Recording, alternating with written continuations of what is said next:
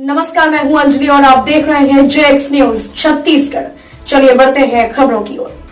रायपुर में घर के बाहर खेल रही बच्ची किडनैप। मां बोली सफेद रंग की कार वाला बेटी को ले गया, कई दिनों से लगा रहा था चक्कर। रायपुर में एक 8 साल की बच्ची अपने ही घर के सामने से लापता हो गई। गायब होने के कुछ देर पहले तक वो घर वालों की नजर के सामने थी, खेल रही थी, मगर कुछ ही मिनट के बाद वो वहां नहीं थी। अब 3 दिन हो गए, बच्ची का कोई अता पता नहीं है। परिजनों को शक है कि किसी ने उनकी बच्ची का अपहरण कर लिया है। इस मामले में विधानसभा थाने की पुलिस ने किडनैपिंग का केस दर्ज किया है। गुमशुदा बच्ची की तलाश की जा रही है। ये बच्ची बुधवार की शाम करीब 6 बजे सड्डू के BSUP कॉलोनी से लापता हुई।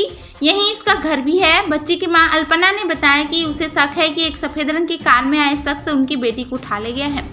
बच्ची का नाम दुर्गा यादव है। 8 साल की दुर्गा की 3 बहनें और एक छोटा भाई है। बहनों के साथ दुर्गा खेल रही थी। मां ने बताया कि उसकी बड़ी बहनें कुछ खाने के लिए घर आई। मैंने देखा एक सफेद कार के पास बेटी खड़ी थी। मैंने उसे आवाज दी कि वो इधर आ जाए, मगर वो खेलकर आऊंगी कहने लगी। कुछ देर बाद जब मेरा ध्यान गया, वो कार भी गायब थी और मेरी बेटी भी। मां ने बताया कि हमने आसपास खोजा, दूर दराज के गांव गए, रिश्तेदारों को फोन किया, कहीं बच्ची का पता नहीं चला है।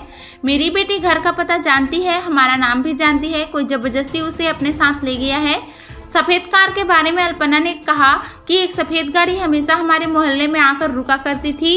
उसमें कौन होता था हम नहीं देख पाए, मगर बेवजह कभी पान के ठेले तो कभी किसी के घर के बाहर वो गाड़ी खड़ी हुआ करती थी। मेरी बेटी को वो सफेद गाड़ी वाला ही ले गया होगा।